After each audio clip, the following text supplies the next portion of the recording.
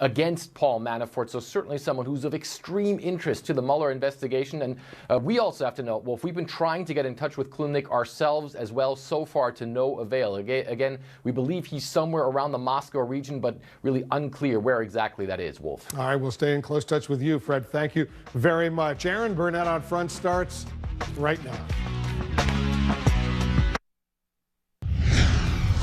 Out front next, Trump in a fix, lashing out as the words jail time and impeachment are swirling. Plus, an accused Russian spy now cooperating with federal prosecutors, the same Russian spy who tried to infiltrate top Republican circles, attending an event with candidate Donald Trump. What is she telling investigators tonight? And job vacancy. Trump, quote, humiliated and super pissed over his chief of staff opening. The latest on the biggest job in Washington that no one publicly seems to want. Let's go out front. Good evening. I'm Erin Burnett, and out front tonight, anxious, quote, super pissed and alone. President Trump increasingly afraid about his political future as Democrats are preparing to take over the House, putting them in charge of any impeachment proceedings. This coming after the president's former personal lawyer implicated him in 2 campaign finance felonies, which some Democrats say are already grounds for impeachment. President Trump tonight lashing out at Michael Cohen, saying the hush money payments to Stormy Daniels and playmate Karen McDougal were fine.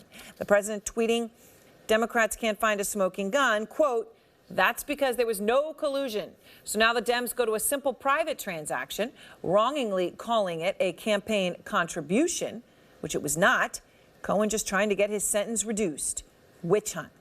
Now, first of all, let's just be clear about one thing. The collusion with Russia question is not related to the possible felony payments to Daniels and McDougal. These are 2 separate problems that the president may have. He's trying to muddy the waters there by using his familiar words like witch hunt.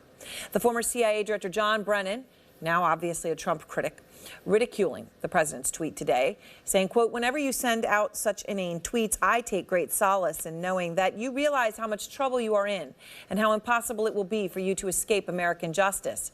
Mostly, I am relieved that you will never have the opportunity to run for public office again. Okay, let me just repeat that last line there from the former CIA director. Never have the opportunity to run for public office again. Okay, that obviously could lead you right to this felony issue. And Brennan is not alone. Democrats are increasingly raising the I word, using it directly, impeachment. This president, in my estimation, has done everything possible to certainly be eligible for impeachment. And so I really do think that it should be started. Are those impeachable offenses?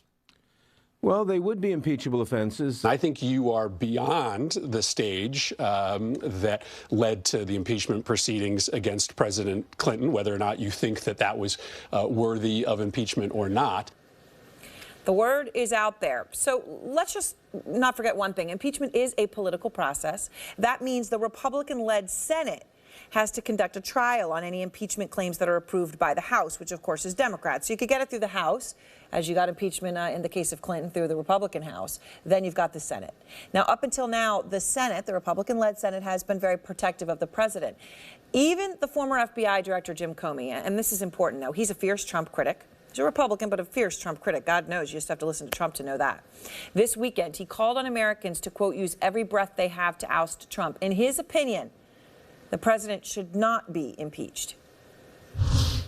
I hope Donald Trump is not removed from office by impeachment because it would let the country off the hook. And it would drive into the fabric of our nation a third of the people believing there was a coup. A coup. Is Comey right, or will Democrats move full steam ahead? Shimon Prokupecz is live in New York tonight, and Shimon, the president, obviously very concerned, it's obvious, about what Michael Cohen has already told prosecutors. Right, and he should be, Erin. You know, the president is the central figure in this investigation, in the SDNY here in New York, the campaign finance investigation. He's the central figure in this. And it was Michael Cohen whose sole purpose in cooperating with the SDNY, prosecutors said in their sentencing memorandum, the reason he cooperated was to provide information on the campaign finance charges. There was nothing else that he provided them information with. And when you think about the way in which the prosecutors explain that the president individual number one directed and coordinated with Michael Cohen in making these payments. Also in the way that these payments were structured, in the way that they say these payments were hidden by the organization, by the Trump organization. They went through shell companies. The way in which they paid Michael Cohen are all ways in which the president, of course, should be concerned, and of course his attorneys should be concerned. And, I think prosecutors here lay out a very good case that if the president, if Donald Trump wasn't the president, he probably would have been indicted or charged in this case as well. Now, of course, Aaron, there's a lot of arguments being made about whether or not they could wait until he's out of office. That is a possibility. It is something that the FBI agents could still pursue, or a new prosecutor under a new administration could take up and could bring charges against the president for once he's out of office. All right, Shimon, thank you very much. And I want to go out front now to the Democratic Congressman David Cicilline of Rhode Island, member of the House Judiciary Committee. And Congressman, I appreciate your time. Look, as we said, we're at a crossroads for this country. The president says the payments to women now that obviously would be felonies. He says this is all a witch hunt. Now, we are talking about specific felonies. The Congressman Jerry Nadler, obviously your colleague, incoming chairman likely here, he says these are impeachable offenses. Do you agree, Congressman? Well, I think it's important to remember this is President Trump's Justice Department, who has now said that he directed Mr. Cohen to commit 2 felonies. This is very serious. I think it's important that, again, we await the final conclusions of the ongoing special counsel investigation, because based on what we've seen in the last week, we're starting to get a real window into the special counsel's investigation and the status of that investigation. My educated guess is there's much more to come. We need to wait until all of that information is presented to Congress, and if it in fact warrants removal from office, I don't think we'll hesitate to do it. But we need to let the special counsel finish his work. We need to prevent the president or anyone on his behalf from interfering or impeding or attempting to undermine that investigation. But I think there's much more to come. All right, so I want to talk about this because obviously we're talking about felonies on the payments of women campaign finance violation, and then the Russia issue, collusion. Obviously, the legal term would be conspiracy as another issue.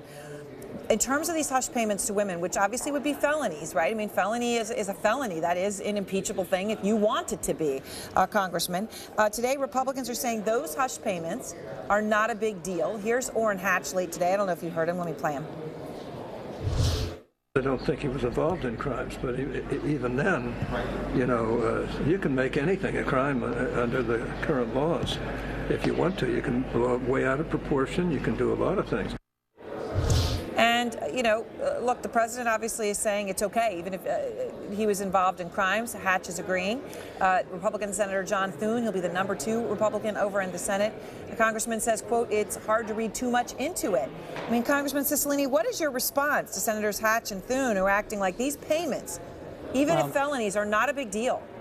Well, of course it is a big deal. Anytime, and this is the first time in our history that the Department of Justice has concluded that the President of the United States directed another individual to commit 2 felonies. No one should lose sight of that. This is a very serious offense. This is a crime directed by the President, according to Mr. Cohen. If this turns out to be true, of course it's serious. The question is, what other information will Congress have that may, in addition to that, warrant proceeding with impeachment? Because this is obviously part of the investigation, but it's a separate case. The special counsel is a different one, but I think we have to wait for that. But no one should minimize. This is monumental to have the President of the United States directing another individual to commit 2 felonies as part of an effort to defraud the American people and win an election. We should not make light of this in any way, and it's very disappointing to see members of the United States Senate minimizing this behavior. So, Congressman, let me ask you, though, because while you're saying it's very important, it also sounds like you're saying, let's get everything else first. So, I mean, is your takeaway? I mean, do you think we need more than a campaign finance violation, as monumental as it is? I'm sorry. No, I think this is very important, but I do think there's one opportunity. We're going to have one opportunity to make a judgment as a Congress as to whether or not impeachment is appropriate. We owe it to the American people to get all of the information so we make the most informed judgment with all of the evidence. You can only do this once. You're not going to have several bites at the apple, so I think it's important to wait until we get all all the information. But no one should think that that is not by itself sufficient to remove the president from office. Right. So you're saying it may be sufficient, but you're not going to move on it alone or with anything else until you get more information. I mean, so when Senator Chris Murphy says, and you heard him there in our introduction, look, we're beyond where we were when the Clinton impeachment proceedings began. That was the point he was making. Is he right? I mean, do you think that you're placing the bar to start a Trump impeachment higher because there could be so many more offenses? Well, I think we owe it to the American people to allow the special counsel to finish this investigation because it may, in fact, provide even a more significant basis for impeachment proceedings. But we ought to at least let that process be finished before we proceed. And I think we worked hard to make sure a special counsel was appointed. We worked hard to make sure the Attorney General recused himself. Now we need to allow Mr. Mueller to finish this. And by the way, while we're doing that, we need to do the things we ran on: drive down health care costs, rebuild the infrastructure of our country, raise family wages, take on the pervasive corruption in Washington, and get the government working for the people again. We can do both things: the agenda that is the urgent needs of the American people, and at the same time hold this administration accountable, await Mr. Mueller's report, and take whatever action that requires. Congressman Cicilline, thank you for your time. I appreciate it. Thank you. Thank you. And next, breaking news this hour: another Russian domino, an alleged spy cooperating with the feds. That's the news tonight. A very significant development. What does she know? And the heat may be turning up on the Trump organization. Out front tonight, a former executive and insider speaks out about what the feds could be looking at and the scramble on for a new chief of staff. Is it a challenge, though, that no one wants to accept? Erin Burnett Out Front, brought to you by The Favorite, a royal tale of loyalty, power, and deception from director Yorgos Lanthimos, starring Olivia Colman as Queen Anne and Emma Stone and Rachel Weisz as the women of the court vying for her favor. In theaters everywhere, Friday. The Favorite is now nominated for the Golden Globe Award for Best Picture of the Year. Oh, I did not know that. Emma Stone and Rachel Weisz are brilliantly witty. You actually think you have won, haven't I? And Olivia Colman is nothing short of sublime. But it's fun to be queen sometimes. It's more pure, devious fun than any other great movie this year. Is it a bit like a party? It is not like a party. I think it is like a party. A perfect analogy. The Favorite, rated R. There are those who put on sunblock to prevent sun damage, and those who don't. There are those who take Beano before they eat to prevent discomfort, and those who don't. Don't be those who don't. Beano, clinically proven to stop gas and discomfort before it starts. You've had quite the career.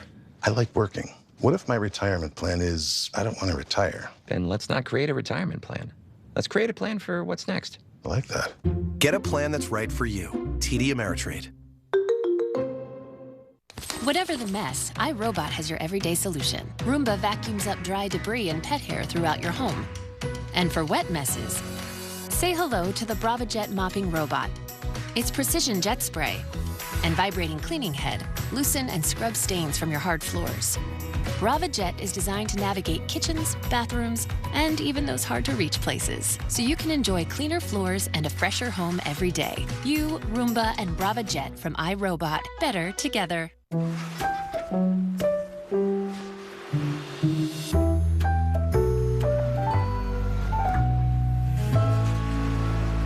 The Season of Adventure sales event is happening now. Land Rover, above and beyond.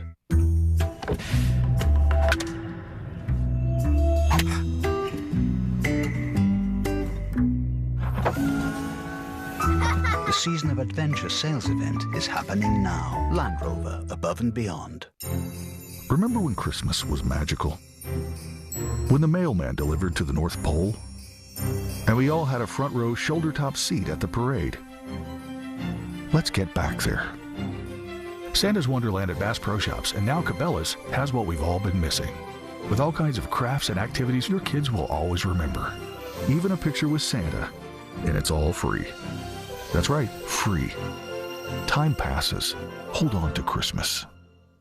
Having moderate to severe plaque psoriasis is not always easy. It's a long-distance journey, and you have the determination to keep going. Humira has a proven track record of being prescribed for over 10 years. Humira works inside the body to target and help block a specific source of inflammation that contributes to symptoms. Most adults taking Humira were clear or almost clear, and many saw 75% and even 90% clearance in just 4 months, and the kind of clearance that can last.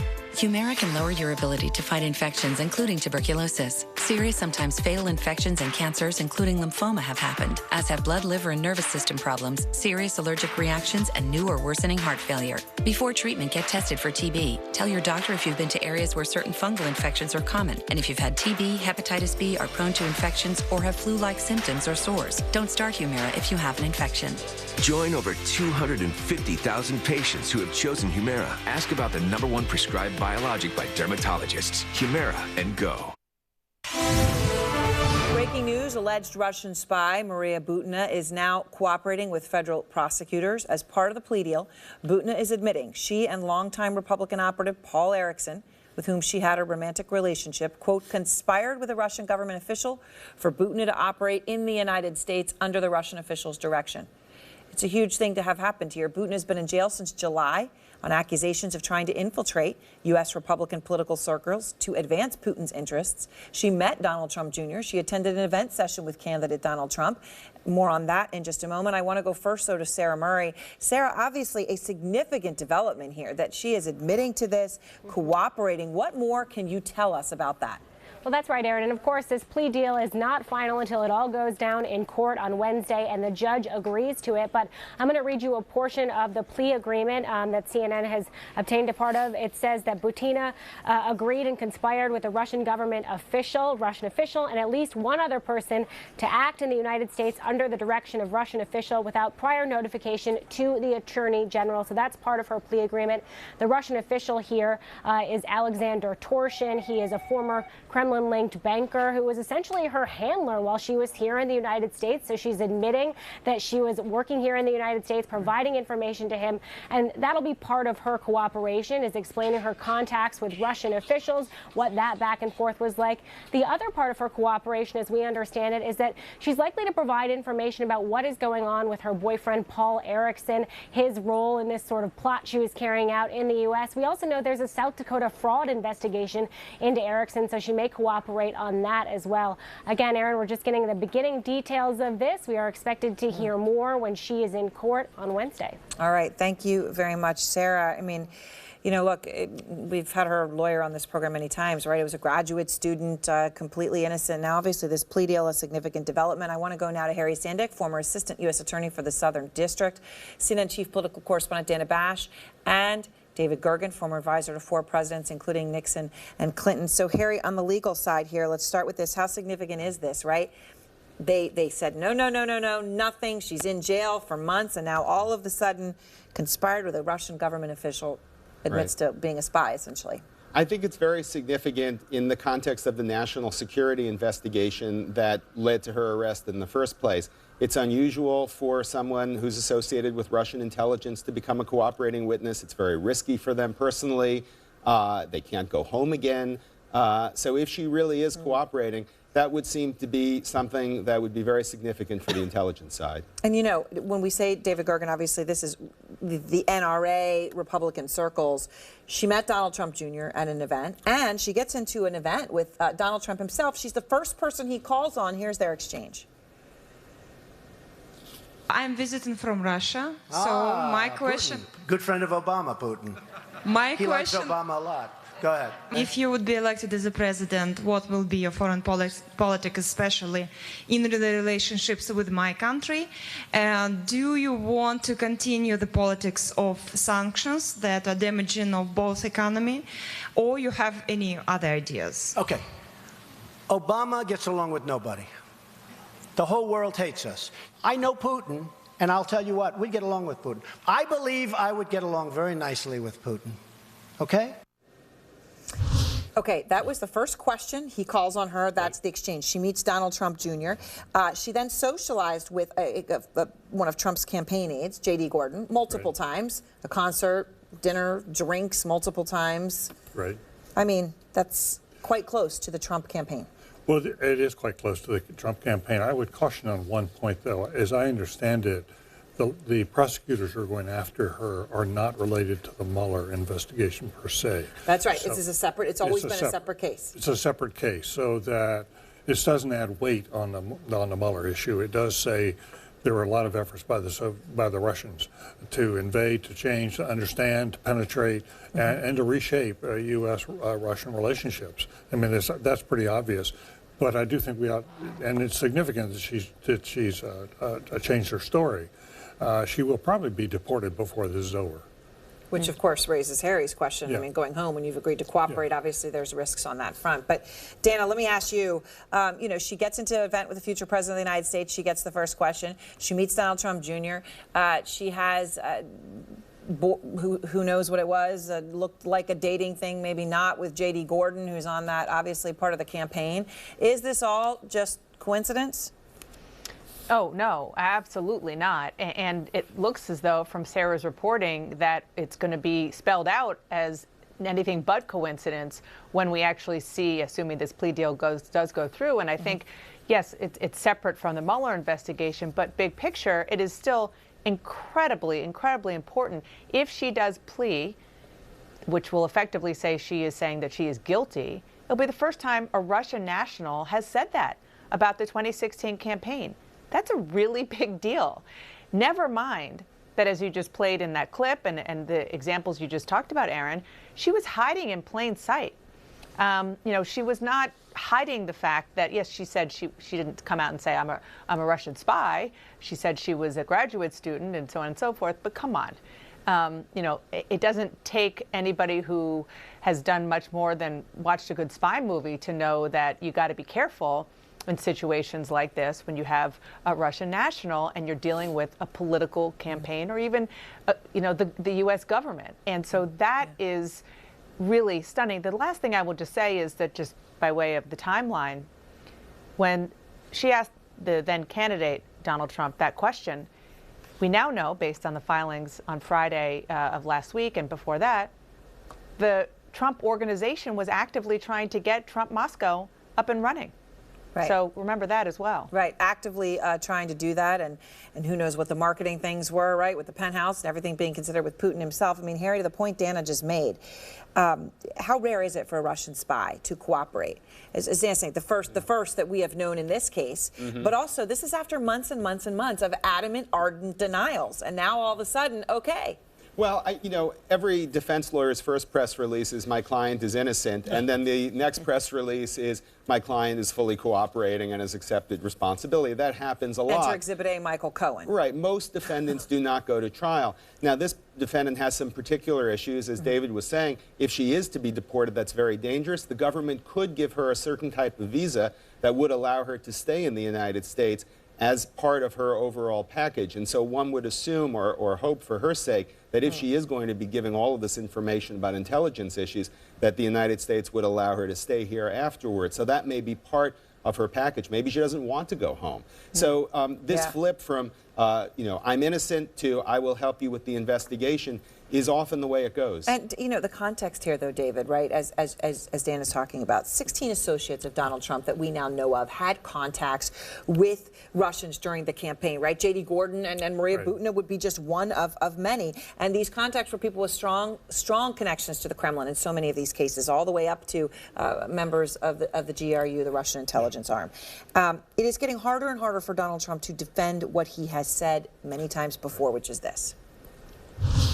This has nothing to do what they started out looking for Russians involved in our campaign. There were none. I have nothing to do with Russia. To the best of my knowledge, no person that I deal with does. This, to me, is really the extraordinary part of what we've been looking at tonight.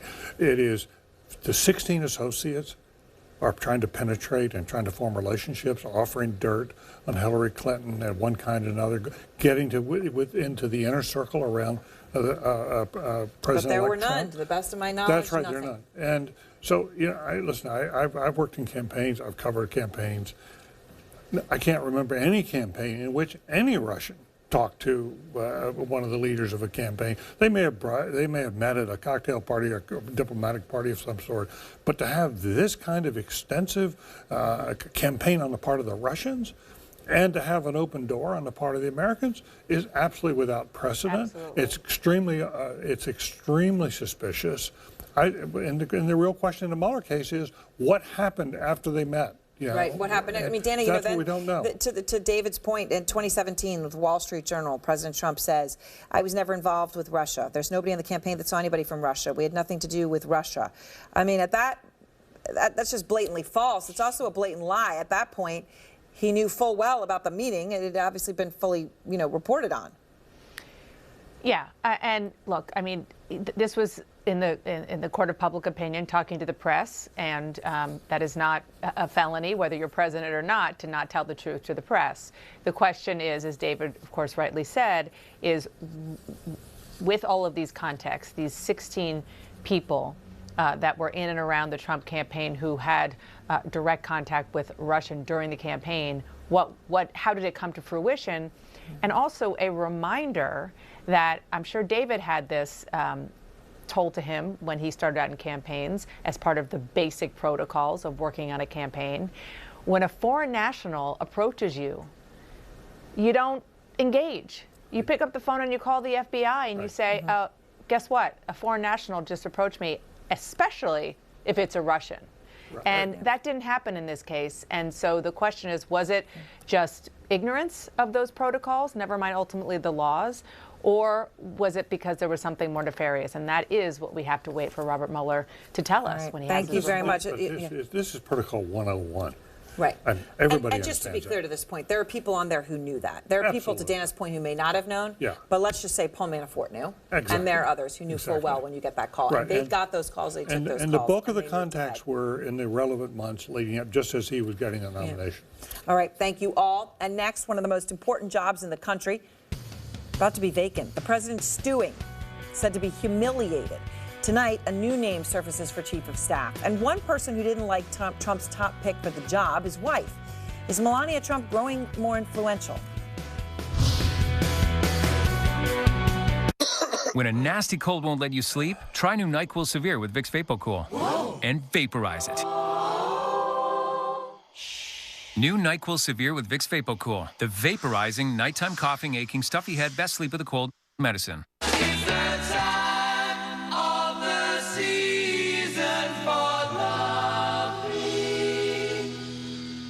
Limited time, $50 for them, $10 for you.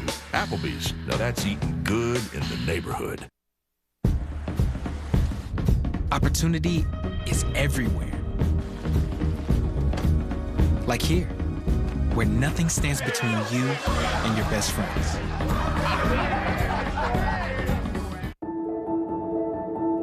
Let's do the thing that you do.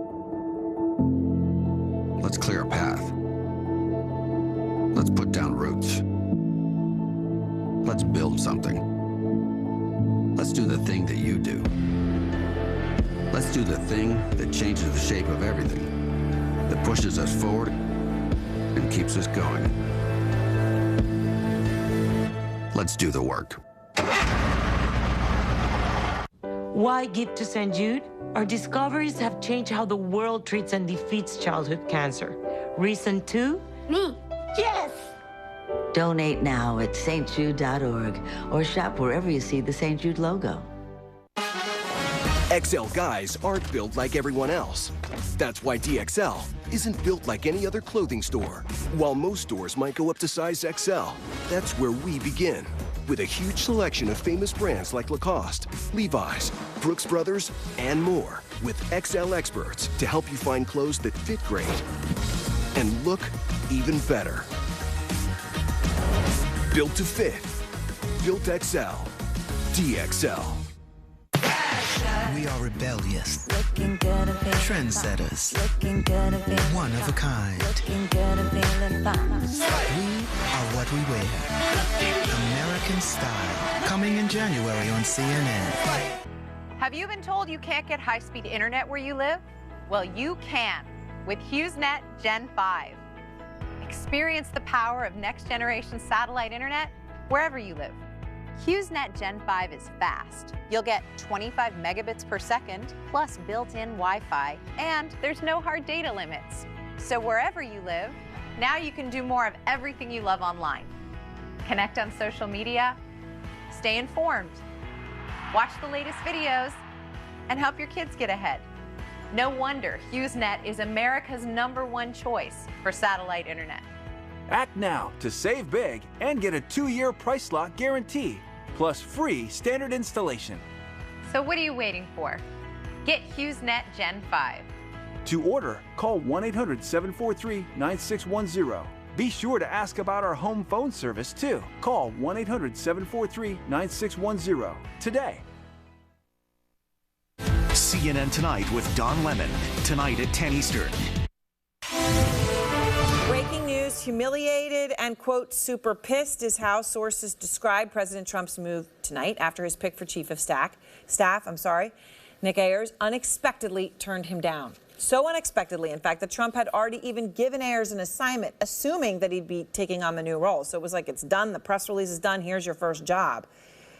So now we are learning Trump's list is vast for possible chief of staff. He's starting from scratch, as he's increasingly anxious about his political future. Out front now, Caitlin Collins. And Caitlin, you're reporting, look, Trump was already asking Ayers to look into political issues, and here we are.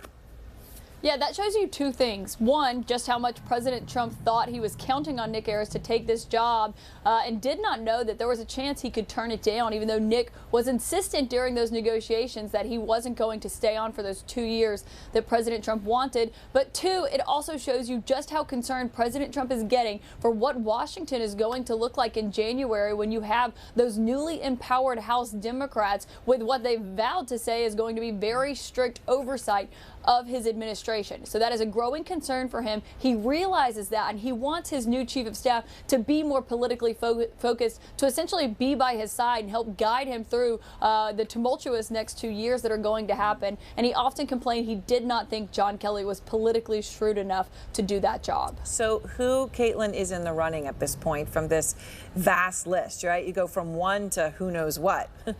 It's a big list, and people are all over the place, and some of them are names that have been brought up in the past. But you've got to look at the fact that this list is just roughly 24 hours old because President Trump didn't have a backup. He thought Nick Ayers was going to agree to that timing, and now he's essentially starting from square one with this list. But there are a few names that seem to have risen to the top. One of them is the U.S. Trade Rep Robert Lighthizer, who, when he was asked about taking this job yesterday, essentially said he's got a pretty tough job now negotiating those talks with China, and he's happy with where he is. But also Congressman Mark Meadows, who just said in a Fox News interview that he had not set up any kind of interview with President Trump, though he would be honored to take the job if he's on the list. But also the Treasury Secretary Steven Mnuchin is also a name that's been floated among several others. But of course, White House officials are saying this list is fluid. It could change certainly over the next 3 weeks, but they do realize they've only got 3 weeks left with John Kelly, who was in his office today on this job, and they know that the clock is ticking, Aaron. All right. Thank you very much, Caitlin. I want to go now to Paul Begala, former White House counselor to President Clinton, and Scott Jennings,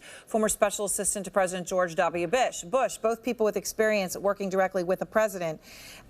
Scott, we now have gone from a list of one, and it was all done. The president is humiliated and, quote, super pissed. He is now in this position. He doesn't look good. He doesn't like that. Why aren't people lined up here? Well, I think the people weren't lined up because it was widely assumed that Nick was going to take the job. So I don't think folks were out there, you know, and knocking on the door saying, hey, consider me your backup plan. No one thought he was going to turn it down. Now I think the president has an opportunity to find someone who can do a couple of things. Number one, deal with these investigations. I think it would be good if they had a chief of staff who'd maybe lived through some investigations before and understands what that's like in a White House. Number two, I think the person has to be a realist. It's not all Mai Tais and Yahtzee out here. They have to understand the challenges. They have to understand the things they can change and the things they can't. And they also need to not be cynical. They need to have a glass half full view of the world and understand it's a high honor to serve in a White House. And it's not about So you think there's going to be a line now, Scott? Scott? The president. You think there's going to be a line? I think there are, yes, I think there are going to be people who want the job. I don't think they're all going to be qualified. And it's the president's job to find someone who checks a couple of good boxes. Investigations and politics are two on my list. Paul? It's kind of like, I'm sure there was a line to be King Henry VIII's sixth wife, but it didn't work out very well for any of them.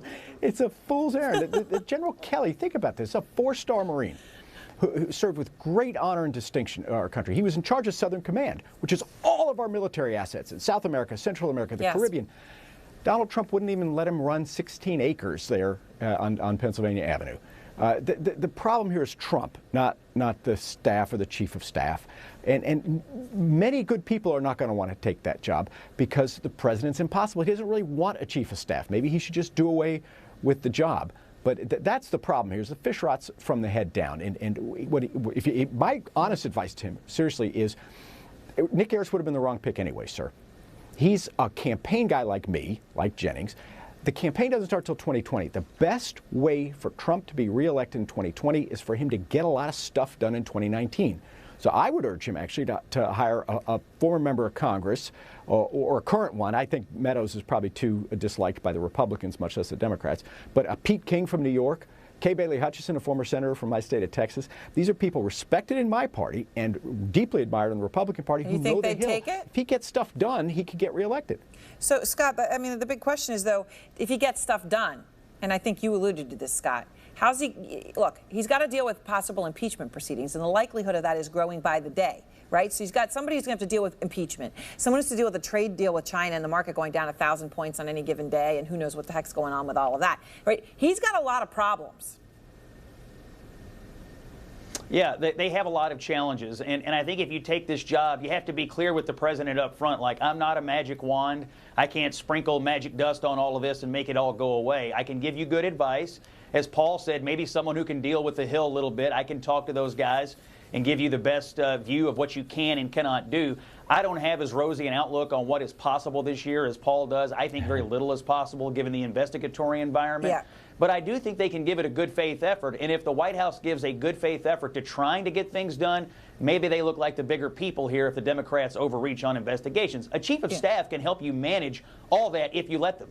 So here's the thing. We talk about this White House being in chaos, which it has often been and may be in some sort of constant state of. However, Paul, I bring you back to a tweet. We should call it a Trump maybe now, but a tweet from Donald Trump, 2012. 3 chiefs of staff in less than 3 years of being president. Part of the reason why Barack Obama can't manage to pass his agenda. Okay, Paul, here's the thing. Obama did have 3 chiefs of staff in his first term, and in that he's the same as Trump, in which case you could say Obama's White House was full of chaos. So maybe people who are picking on Trump for this situation are being too harsh. It's entirely possible. I'm always too harsh on our president. Honestly, I am. I can't stand him. I just don't think it's comparable, though. He's also about to have his 3rd attorney general. He's already had 2 secretaries of state. He's had 3 national security advisors. Yeah.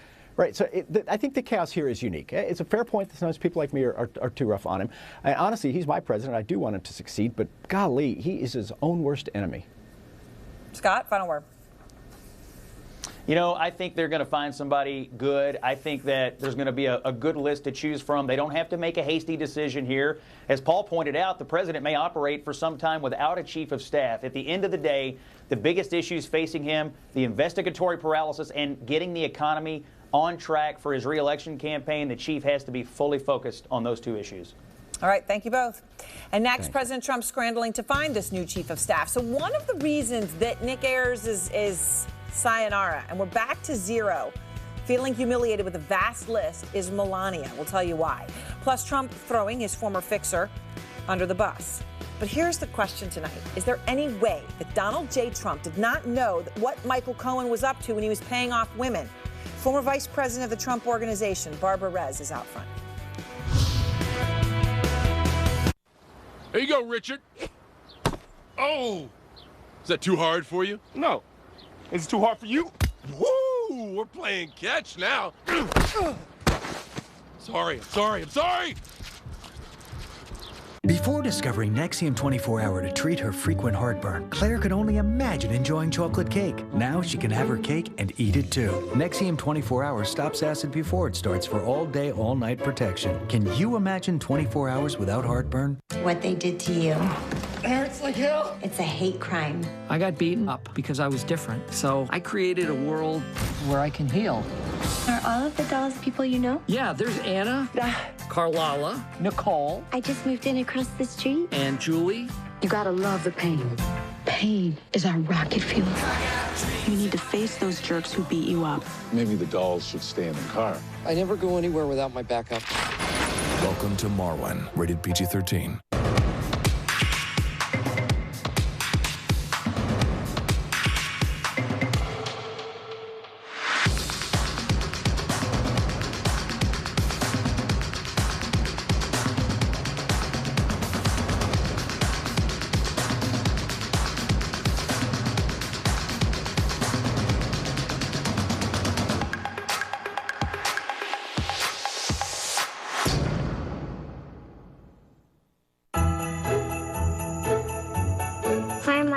for Chevy. My dad works for Chevy. We're all part of the Chevy family. And right now, so are you. Because our Chevy employee discount is now available to everyone. Even you. The Chevy price you pay is what we pay, and not a cent more. Welcome to the family. The Chevy family. Use your employee discount for everyone to get almost $4,400 below MSRP on this Traverse.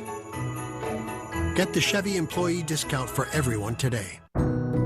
The typical vacuum head has its limitations, so Shark invented Duo Clean. While deep cleaning carpets, the added soft brush roll picks up large particles, gives floors a polished look, and fearlessly devours piles. Duo Clean technology, corded and cord-free. Next, the incoming chair of the House Judiciary says if it's true the president directed hush money payments to two women, those actions could be impeachable offenses. What's the Democrats' next move?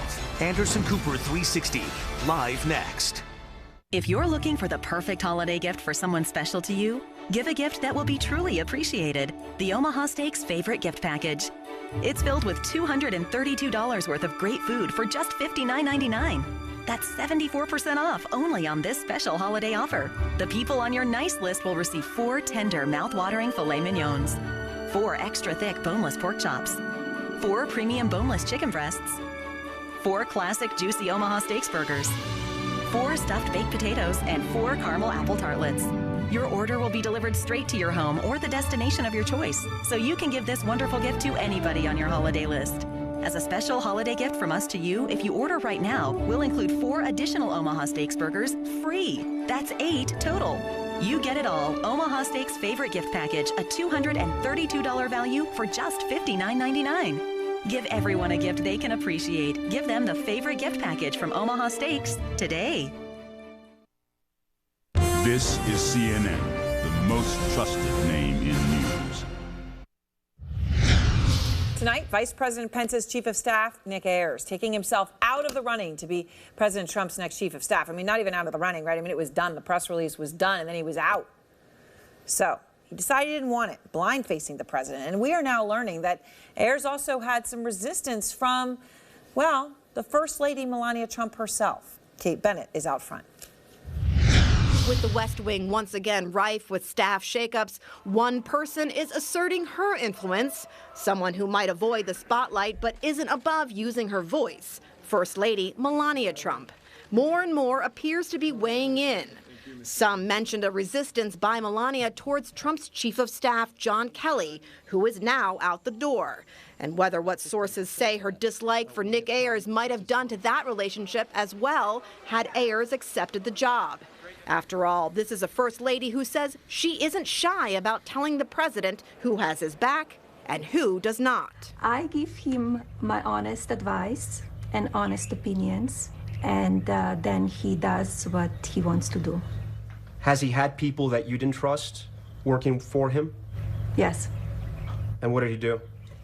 Well, some people, they don't work there anymore. It was during the Africa trip this fall that Melania Trump's staff had a dust-up with Mira Ricardel, a member of Trump's national security team.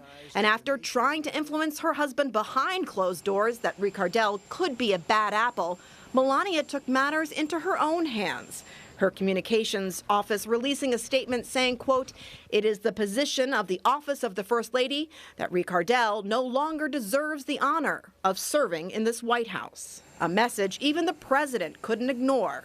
Shortly thereafter, firing Ricardel from her White House job. Melania Trump's bruising public statement unprecedented for a First Lady. No one, and I've known him for a long time, no one influences Donald Trump more than Melania Trump. While her predecessors, such as Nancy Reagan and Hillary Clinton, for example, wielded significant influence with their husbands, neither chose to be as transparent as Melania Trump, who might have been using pointed words in the same way the president does to get her point across. Melania Trump's influence on the president happens other ways as well, whether it was her trips to the border to focus on the crisis facing separated immigrant families or her work with the opioid crisis. My husband and his entire administration are committed to fighting the opioid epidemic. Trump has been listening. It's still a first couple with a lot of mystery, however. And you think it's easy to be First Lady when you're married to me? You think it's easy? Almost 1 year after the Stormy Daniels story broke in the press and canceled trips and separate motorcades followed, Trump and his wife seem to be back in the swing of things, joining him for events, even demonstrating more hand-holding than hand-swatting, an indicator that Melania Trump has her husband's ear and isn't afraid to use it. Of course, Aaron, Melania Trump has always been an advisor to her husband, Donald Trump. They speak quite a bit on policy issues, but perhaps 2 years into her tenure now, she's feeling more comfortable using her voice. Back to you. All right, thank you very much.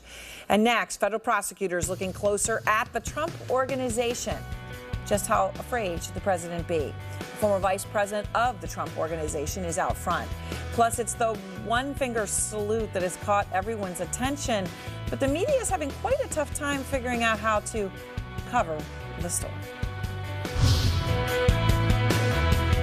If you're craving roast beef, go to the roast beef place. If you're craving a Reuben, brisket, loaded Italian, ignore your instincts and go to the roast beef place.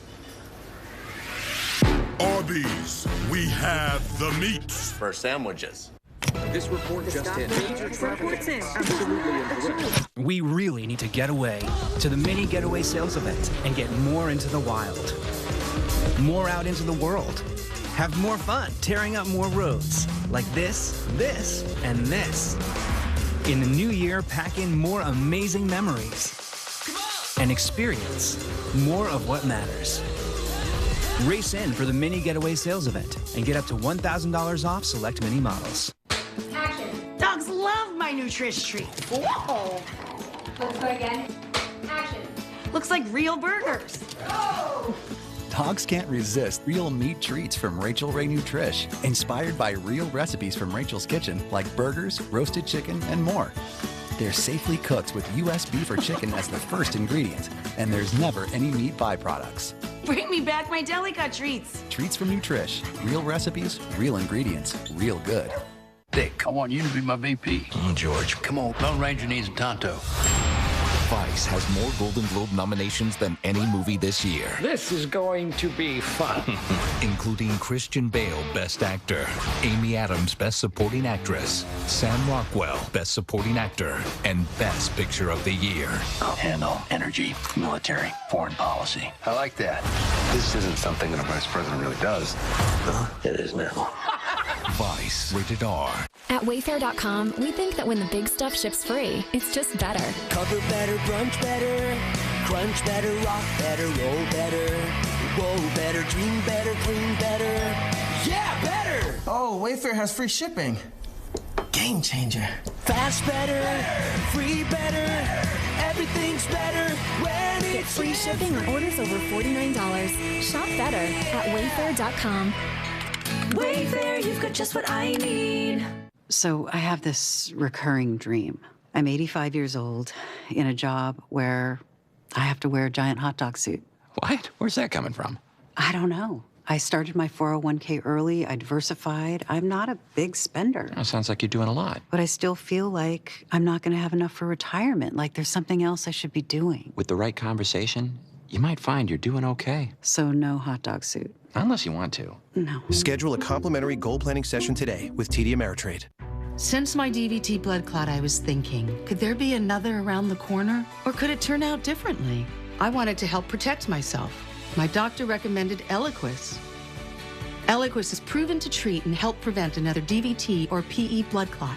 Almost 98% of patients on Eliquis didn't experience another, and Eliquis has significantly less major bleeding than the standard treatment. Eliquis is FDA approved and has both. Don't stop Eliquis unless your doctor tells you to. Eliquis can cause serious and, in rare cases, fatal bleeding. Don't take Eliquis if you have an artificial heart valve or abnormal bleeding. If you had a spinal injection while on Eliquis, call your doctor right away if you have tingling, numbness, or muscle weakness. While taking Eliquis, you may bruise more easily, and it may take longer than usual for bleeding to stop. Seek immediate medical care for sudden signs of bleeding like unusual bruising. Eliquis may increase your bleeding risk if you take certain medicines. Tell your doctor about all planned medical or dental procedures. What's around the corner could be surprising.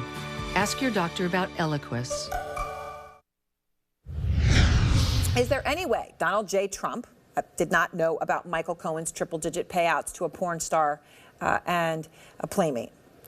Payments that are campaign finance felonies. Well, tonight we know that prosecutors are looking at the Trump family business, and this could be very crucial. According to the New York Times, federal prosecutors are investigating what, if anything, executives at the Trump Organization knew about Michael Cohen's hush money payments to Stormy Daniels and Karen McDougal. Out front now, Barbara Rez, former vice president of the Trump Organization, who worked with Donald Trump for more than 15 years. You know him incredibly well, and you know him, you know how he negotiates, you know how he runs his business. So this was when he was Donald J. Trump, not President Trump. Right. Michael Cohen pays $130,000 to Stormy Daniels to be quiet about this alleged affair, pays money to Karen McDougal, playmate, to be quiet. Is there any way that Donald Trump didn't know about it? I can't imagine that. No, absolutely. He knew about everything. Anything major, absolutely.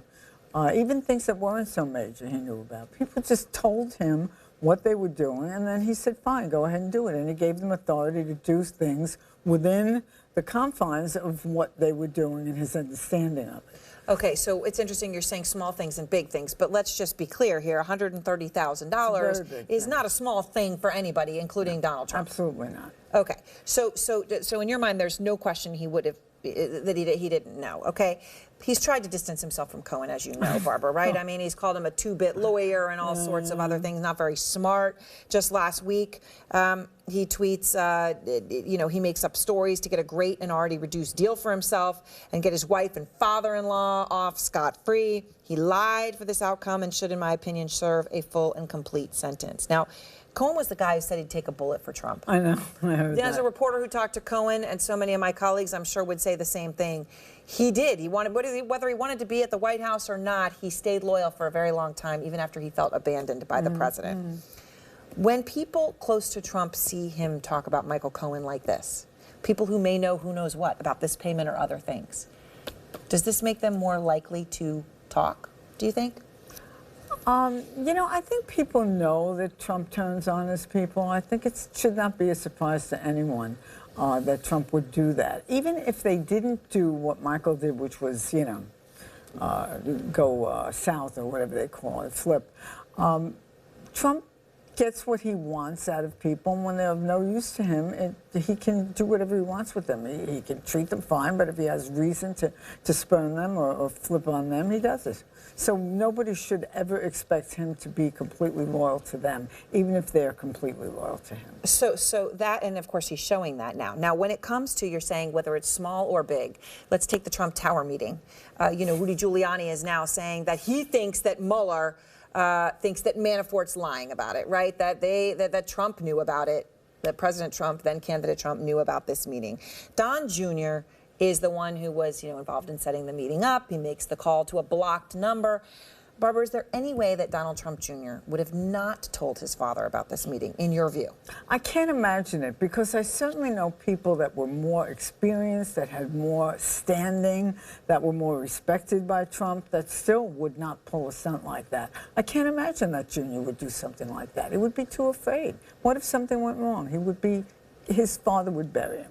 Right, and no, and you're saying there was the kids weren't empowered to go do whatever you want. Absolutely not. I mean, very few people were empowered to do anything they wanted to begin with. But I mean, you know, his inner circle, it was comprised of people that he thought were honest and loyal to him, not that were good at what they were doing. And of course, Trump thinks he knows everything, so he's going to dictate to somebody like Tillerson. He's going to dictate to his son. All right. Thank you very much, Barbara Rez. Good to see you, as always. Thank you. It's nice to be here. And next, reporters forced to blur the line between a good story and, well, can you tell what that is?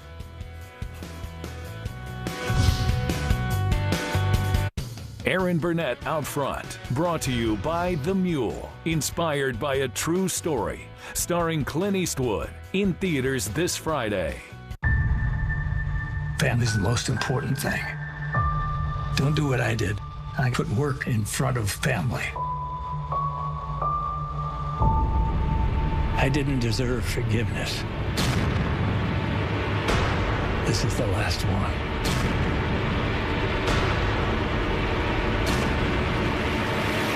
For what it's worth, I'm sorry for everything. The Mule. Rated R. Luis? Stephanie? Hola. Opportunity is everywhere, Like here, where you can explore the world, knowing you can always find your way home. Let's do the thing that you do. Let's clear a path. Let's put down roots. Let's build something. Let's do the thing that you do. Let's do the thing that changes the shape of everything, that pushes us forward and keeps us going. Let's do the work. Introducing Fidelity Stock and Bond Index Funds with lower expense ratios than comparable Vanguard funds. And we're now offering 0 expense ratio index funds. That's value you'll only find at Fidelity.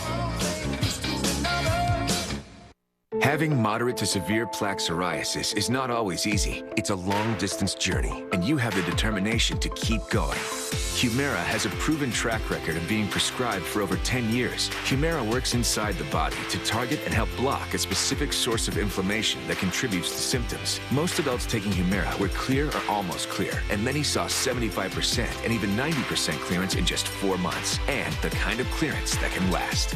Humira can lower your ability to fight infections, including tuberculosis. Serious, sometimes fatal infections and cancers, including lymphoma, have happened, as have blood, liver, and nervous system problems, serious allergic reactions, and new or worsening heart failure. Before treatment, get tested for TB. Tell your doctor if you've been to areas where certain fungal infections are common, and if you've had TB, hepatitis B, are prone to infections, or have flu-like symptoms or sores. Don't start Humira if you have an infection.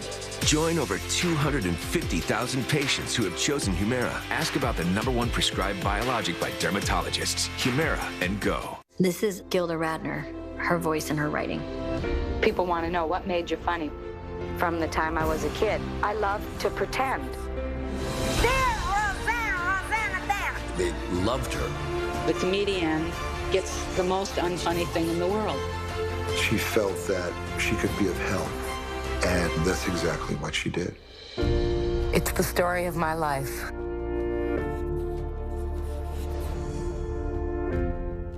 There's brushing, and there's Oral-B power brushing. Oral-B just cleans better. Even my hygienist said going electric could lead to way cleaner teeth. And unlike Sonicare, Oral-B is the first electric toothbrush brand accepted by the ADA.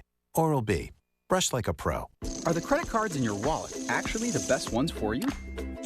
At NerdWallet, we sort through hundreds of credit cards to find the top cards for travel, balance transfer, and earning rewards. Stop missing out.